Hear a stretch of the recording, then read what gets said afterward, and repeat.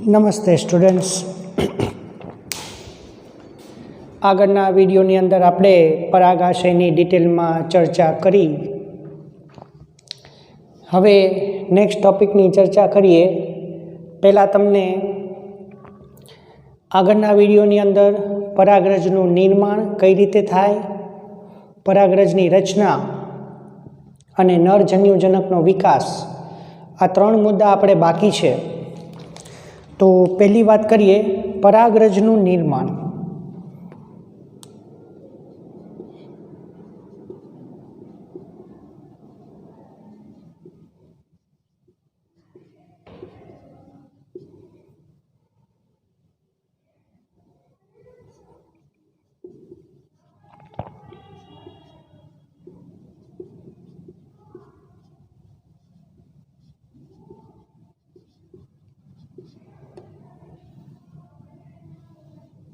માઇક્રોસ્પોરોજીનેસિસ, બરોબર. પરાગરજનું નિર્માણ અર્ધીકરણથી થાય છે. તો એના માટે પરાગરજનું નિર્માણ કરવા માટે જે મૂળભૂત કોષ છે એને પીએમસી તરીકે ઓળખવામાં આવે. પીએમસી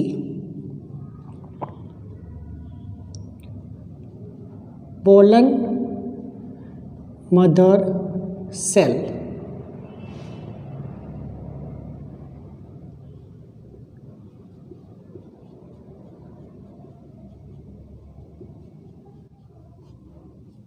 પરાગ માતૃકોષ જે દ્વિકીય છે. વનસ્પતિની અંદર મૂળભૂત રીતે ગમે તેટલા રંગસૂત્રો હોય, જેટલા રંગસૂત્રો હોય. ધારો કે કોઈ વનસ્પતિમાં 24 રંગસૂત્ર છે મૂળભૂત રીતે, તો પીએમસીમાં પણ 24 રંગસૂત્ર જ હોય, બરાબર. તો પોલન મધર સેલ પરાગ માતૃકોષનું અર્ધીકરણ થાય.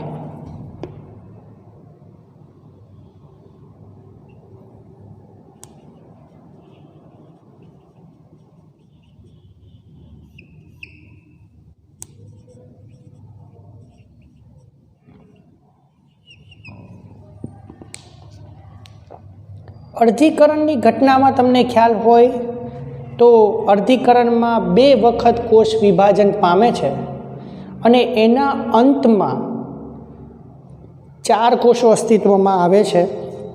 પણ અહીંયા પોલન મધર સેલ પરાગ માતૃકોષ એમાંથી 4 કોષો પણ એકબીજા સાથે સંયોજાયેલા રહેવાના છે. આને કહેવાય પરાગ ચતુષ્ક, પોલન ટેટ્રાડ.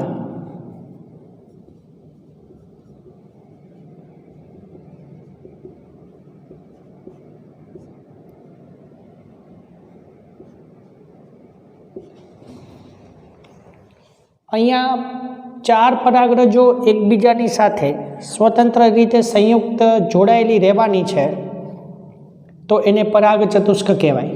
તો આગળ તમને કીધું એમ, જો વનસ્પતિમાં રંગસૂત્રની સંખ્યા 24 હોય તો પીએમસીમાં 24 જ રહેવાની છે, પણ પરાગ ચતુષ્કની અંદર એની સંખ્યા તો 2n બરાબર 24, તો 4n બરાબર 48.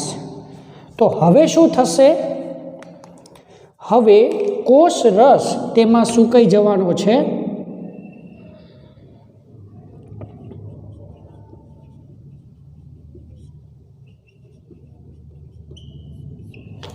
બરોબર. પરાગ ચતુષ્કની અંદર ધીમે ધીમે કોષ રસ ઘટી જવાનો છે અને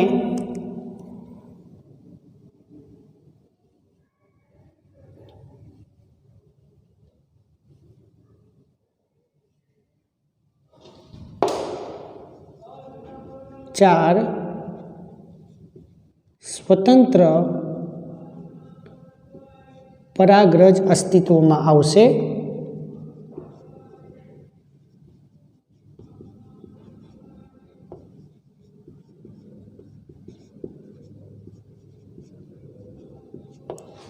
દરેક પરાગરજ એકકીય છે.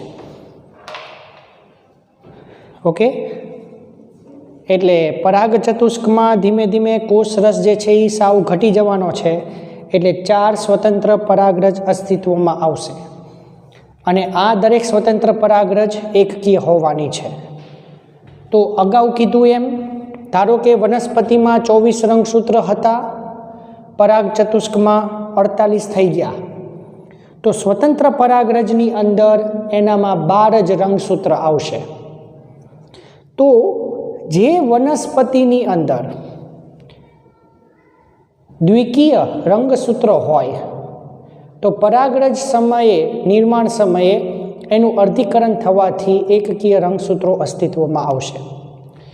તો શોર્ટમાં વાત કહેવાની એ છે કે પોલન મધર સેલ પરાગમાતૃકોષનું અર્ધીકરણ થવાના અંતે 4 સ્વતંત્ર પરાગરજ અસ્તિત્વમાં આવશે.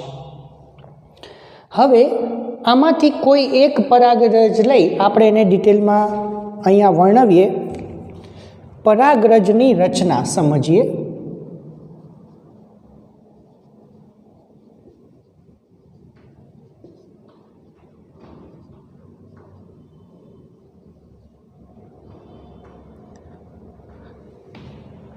આગળ વાત કરવી પહેલાં 2 માર્કનો પ્રશ્ન, પરાગરજનું નિર્માણ સમજાવો. તમારે એમાં આટલું જ સમજાવવાનું છે, બીજું કંઈ વધારે લખવાનું નથી. પરાગરજની રચના દોરીએ એટલે એમાં વધારે આઈડિયા આવશે.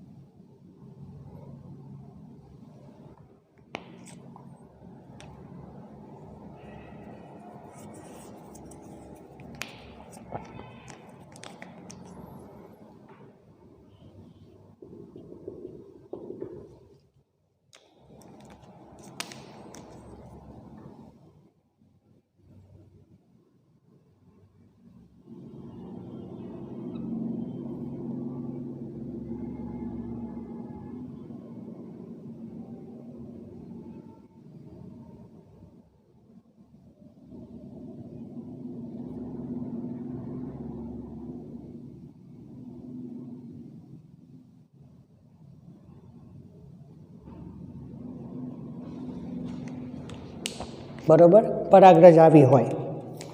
હવે એની ચર્ચા કરીએ. આકૃતિની દોરવાની શરૂઆત જ્યાંથી મેં કરી તો એ છે પરાગરજનું અંદરનું સ્તર.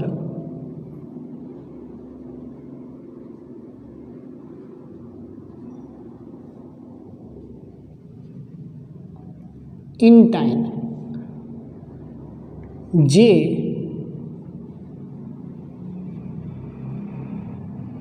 સેલ્યુલોઝ અને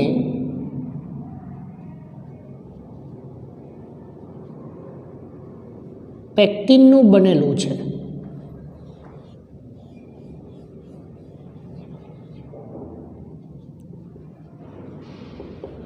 તો આ MCQ. પરાગરજનું સૌથી અંદરનું સ્તર ઇન્ટાઇન, કે જે સેલ્યુલોઝ અને પેક્ટિનનું બનેલું છે. આકૃતિની રચના ડિટેલમાં જોશું તો બહાર રેડ કલરનું આવરણ છે એ બાહ્ય સ્તર છે.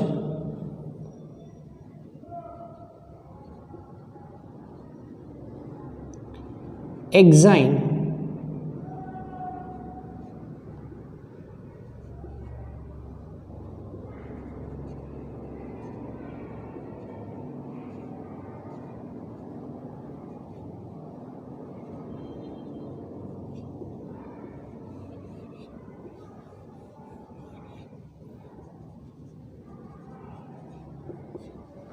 જે સ્પોરોપોલિનિનનું બનેલું છે.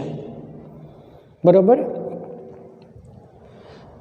સૌથી બહારનું બાહ્ય આવરણ કે બાહ્ય સ્તર એ ત્રુટક છે. અંતસ્તરની ઉપર ત્રુટક છે, સળંગ નથી. બરોબર. આ સ્પોરોપોલિનિન એક એવું દ્રવ્ય છે કે એના ઉપર કોઈ સાંદ્ર એસિડ, કોઈ સાંદ્ર બેઝ કે સાંદ્ર આલ્કોહોલ ની કોઈ જ અસર થતી નથી. પ્લસ વૈજ્ઞાનિકો હવે હાલના સમયમાં એવું માની ચૂક્યા છે કે કોઈ પણ ઉત્સેચકની અસર પરાગરજ ઉપર થશે નહીં. એટલે પરાગરજ લાંબા સમય સુધી અશ્મિ સ્વરૂપે પડી રહે છે. તો લાંબા સમયે અશ્મિ સ્વરૂપે પડ્યા રહેવાનું કારણ સ્પોરોપોલિનિન છે. કારણ કે વાતાવરણની અંદર ગમે તેટલા તફાવતો થાય, ફેરફારો થાય, પણ કોઈ પણ પ્રકારની અસર આ પરાગરજ ઉપર થશે નહીં અને એના જ કારણે પરાગરજ લાંબા સમય સુધી અશ્મિ સ્વરૂપે પડી રહેશે. બરાબર. તો એ સ્પોરોપોલિનિનના કારણે. હવે મેઇન મુદ્દો, બાહ્ય સ્તર ત્રુટક છે. તો બાહ્ય સ્તર અંતઃ સ્તર ઉપર જ્યાં ગેરહાજર છે એને કહેવાય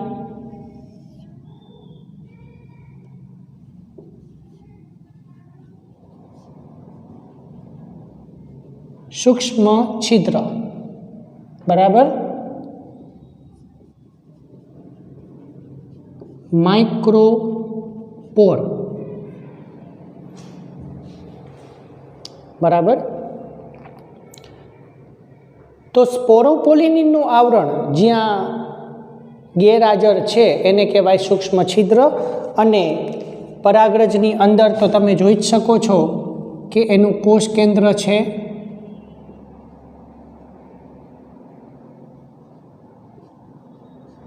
જે એકકીય રંગસૂત્રો ધરાવવાના છે.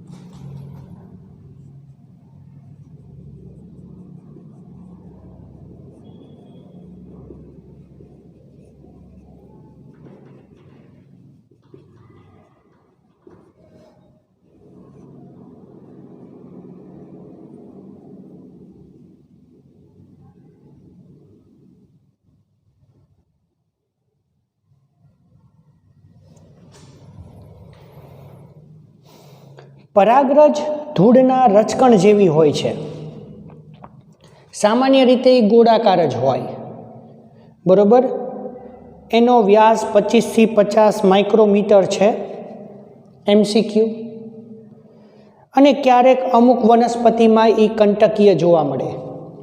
તો આ કંટકીય પરાગરજ છે એની ઉપર ઉદ્ભવેલા જે પ્રવર્ધો છે એ જે તે સપાટીએ ચોંટી જાય છે.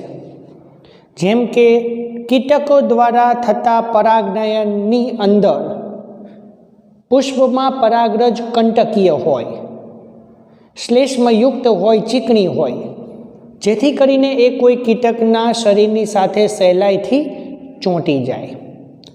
મોટે ભાગે સામાન્ય રીતે પરાગરજ ગોળ જ હોય છે. ઓકે. વચ્ચે જગ્યા એટલા માટે મૂકી છે કે હવે તમને નરજન્યુજનકનો વિકાસ સમજાવવાનો છે. તો આપણે અહીંયા પરાગાસન દોરી દઈએ. એટલે સ્ત્રીકેસરનો થોડો ભાગ અહીંયા દોરું છું. તમારે આકૃતિમાં પરાગરજ આ જ દોરવાની છે. બરાબર. પણ બધું કમ્બાઈન અહીંયા કરું છું એટલે અલગ અલગ એ રીતે ધ્યાનમાં રાખજો.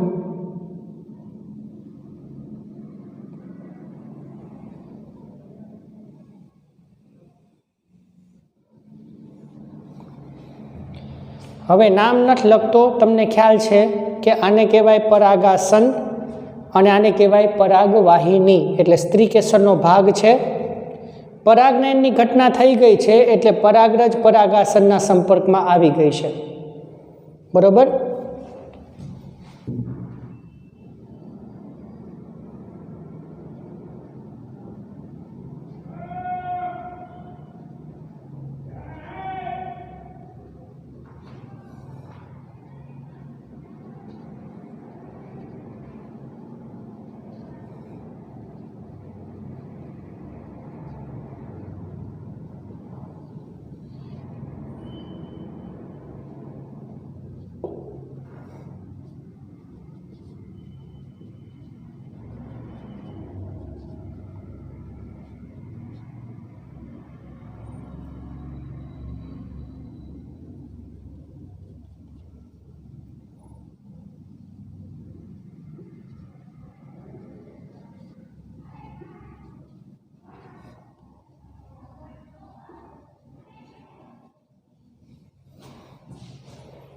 ચલો સમજો. પરાગાસન પર પરાગરજ આવી ગયા પછી, એટલે કે પરાગનયનની ઘટના થઈ ગયા પછી પરાગનલિકા બને. તો પરાગનલિકા કોને કહેવાય એ ધ્યાનથી જોવાની બાબત. પરાગરજ પરાગાસન ઉપર આવી ગયા પછી પરાગાસન ઉપર વિશિષ્ટ પ્રકારના રસાયણોનો સ્ત્રાવ થશે. એના કારણે પરાગાસનનો થોડો એવો ભાગ વિઘટિત થઈ જશે. બરોબર. અને પરાગરજનું જે અંદરનું આવરણ છે એ સૂક્ષ્મ છિદ્રમાંથી થોડું વિકાસ થઈને બહાર આવશે. તો આને કહેવાય પરાગનલિકા.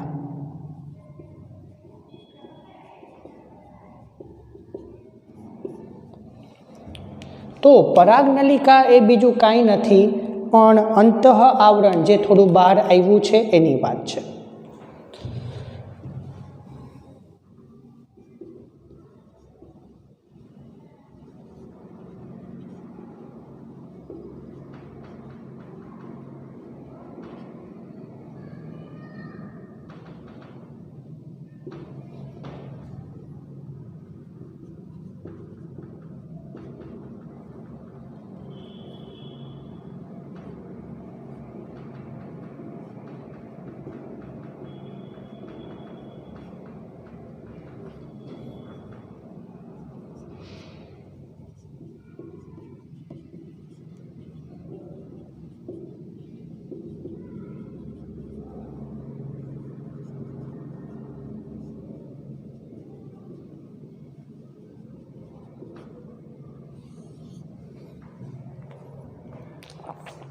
નરજન્યુજનકનો વિકાસ સમજીએ તો જ્યારે પરાગનલિકા લાંબી થાય છે ત્યારે એનું કોષ કેન્દ્ર સમવિભાજન થઈ બે અસમાન કદના કોષોનું નિર્માણ કરે છે.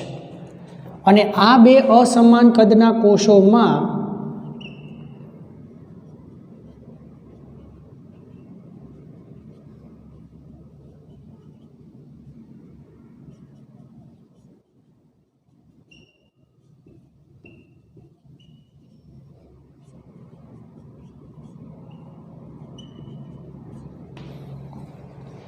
મોટા કદનો કોષ એટલે વાનસ્પતિક કોષ અથવા નાલ કોષ. ખાલી સમજાવવા માટે દોરું છું. આ કોષ કેન્દ્રનું વિભાજન થઈ ગયા પછી પરાગનલિકાના ટોચના ભાગે, બરોબર, તો વાનસ્પતિક કોષ અથવા નાલ કોષ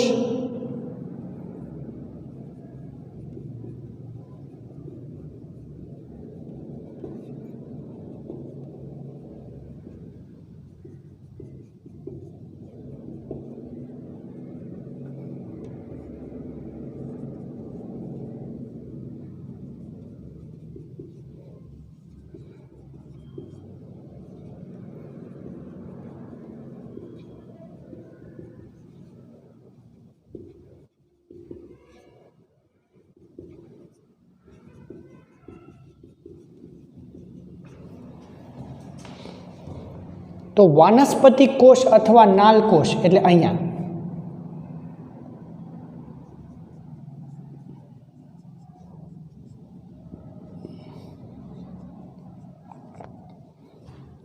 તો મોટા કદનો કોષ વાનસ્પતિક કોષ અથવા નાલકોષ કે જે પરાગનલિકાની ટોચ ઉપર ગોઠવાવાનો છે. એની અંદર ઘણા બધા પોષક તત્વો છે.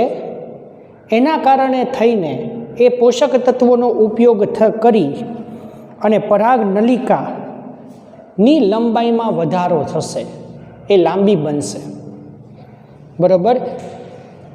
કારણ કે મેં અગાઉ તમને કીધેલું એમ પરાગનલિકા પરાગાસન ઉપરથી ઉદ્ભવ થવો, પરાગ વાહિનીમાંથી એને પસાર થવાનું છે, બીજાશયમાં પ્રવેશ કરી અંડકની ફરતે એને વીંટળાવવાનું છે અને એક જગ્યાએ જોડાઈ અને ફલન કરવાનું છે. તો બને છે પરાગનલિકા અહીંયા, પણ એની લંબાઈમાં વધારો કરવાનું કામ કોનું? વાનસ્પતિક કોષ અથવા નાલ કોષનું. બરાબર. જ્યારે બીજો નાના કદનો કોષ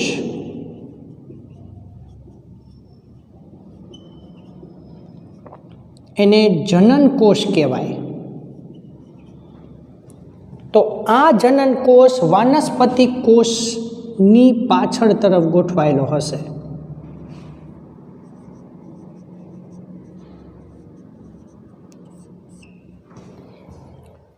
બરાબર.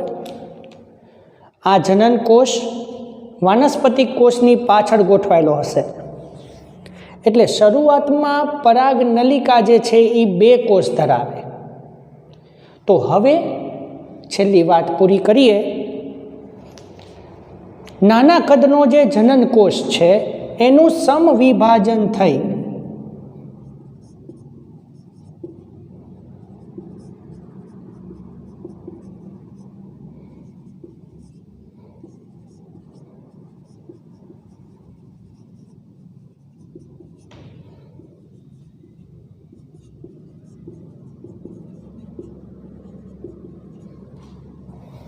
બરાબર 2 નર જન્યુઓનું નિર્માણ થાય.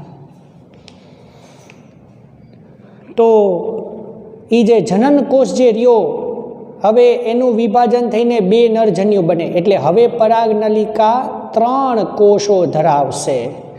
એટલે અહીંયા સાઈડમાં જે અહીંયા જગ્યા છે ત્યાં હું તમને 2 પ્રકારની પરાગનલિકા દોરીને બતાવું છું. બરાબર છે. ખાલી નામ યાદ રાખજો. શરૂઆતમાં જે પરાગનલિકા છે એમાં સૌથી ટોચના ભાગે વાનસ્પતિક કોષ અને પાછળ નાલ કોષ,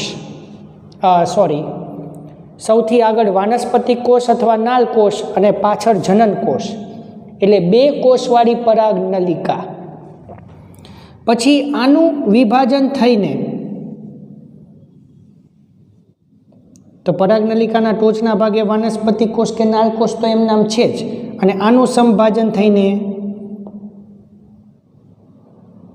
2 નરજન્યુ અસ્તિત્વમાં આવશે. બરાબર. તો હવે પરાગનલિકા 3 કોષવાળી બનવાની છે. તો આ રીતે પરાગરજનું નિર્માણ થાય. પરાગરજની રચના આપણે ડિટેલમાં જોઈ અને નરજન્યુજનકનો વિકાસ. તો એ બધી જ વાત આપણે અહીંયા પૂરી કરી. ઘણા બધા MCQ રિલેટેડ વાત અહીંયા તમને કરેલી છે. આશા રાખું છું કે આ બધી વાત સમજાણી હશે. Thank you very much to all to seeing this video. બાકીની વાત આપણે નેક્સ્ટ વિડીયોમાં કરશું.